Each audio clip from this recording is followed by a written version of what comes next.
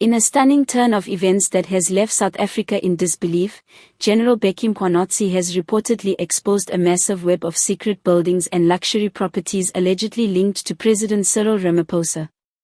What began as a quiet financial inquiry into state contracts has now turned into one of the most explosive revelations in South Africa's political history, a scandal involving billions of rand, offshore accounts, and covert construction projects stretching across multiple provinces. According to newly leaked documents obtained through confidential sources close to Mkwanazi's investigation, the findings reveal a hidden property empire spanning from Johannesburg's elite suburbs to coastal mansions in Cape Town, and even rumored developments outside the country.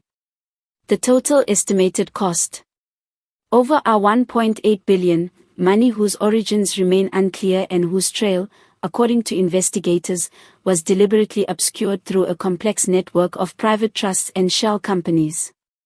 Sources say the bombshell discovery began when Mkwanazi's task force cross-referenced construction tenders, foreign bank transfers, and property registry data.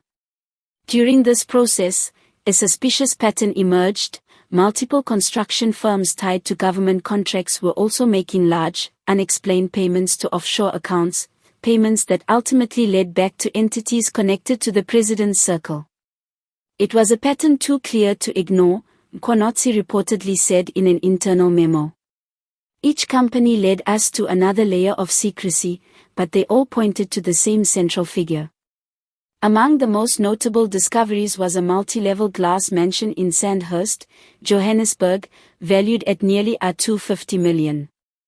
According to insiders, the mansion boasts an underground vault, a luxury art gallery, and advanced surveillance systems rivaling those used in government buildings.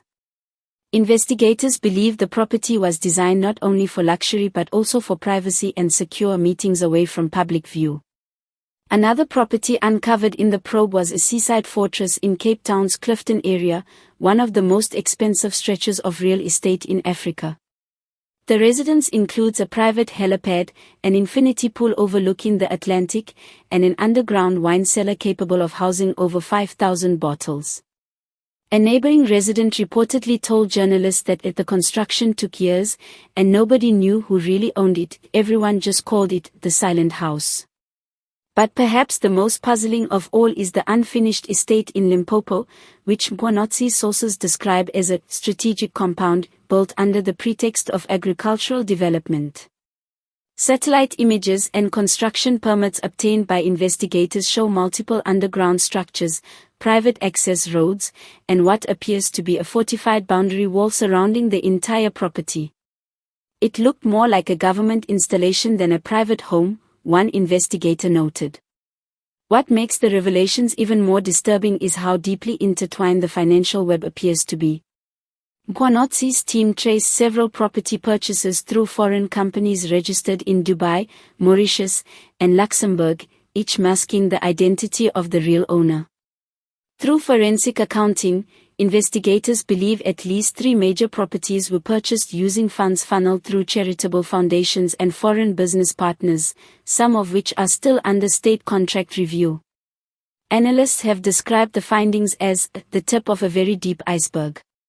Political commentator Zanil Mthembu remarked, "This isn't just about hidden wealth, it's about influence, control, and the misuse of state power.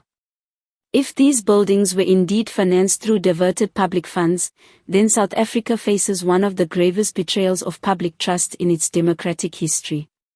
The public response has been explosive. As news of Mkwanazi's exposé spread across social media, thousands took to the streets of Pretoria and Johannesburg demanding accountability. Protesters carried placards reading, "We demand the truth," and "No more secrets." Opposition parties have already called for a full parliamentary inquiry. Economic analysts warn the revelations could destabilize investor confidence, while legal experts predict potential criminal charges if financial misconduct is proven. Within the ANC, insiders report deep divisions.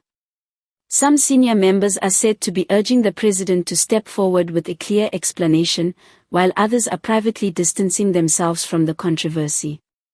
A senior party figure, speaking on condition of anonymity, said, If even half of these findings are true, we are standing at the edge of a political earthquake. General Mkwanazi, who has long been known for his fearless pursuit of corruption cases, reportedly told his investigative unit that more evidence is still to come. His statement to the press hinted that this is just the first wave of what may become a much broader financial exposure involving several high-ranking officials. The public deserves to know how much of their money was taken and for what purpose, Mkwanazi reportedly stated. No one, no matter their position, should be above the truth. Meanwhile, the presidency has remained tight-lipped. Requests for official comment have gone unanswered, though sources within the union building say there is mounting panic and urgent consultations behind closed doors. Legal experts suggest that if the investigation uncovers direct financial links between state funds and these secret buildings, Ramaphosa could face serious legal and political consequences, including impeachment proceedings, asset seizures, and international scrutiny. For now, the country waits, anxious, angry, and eager for answers.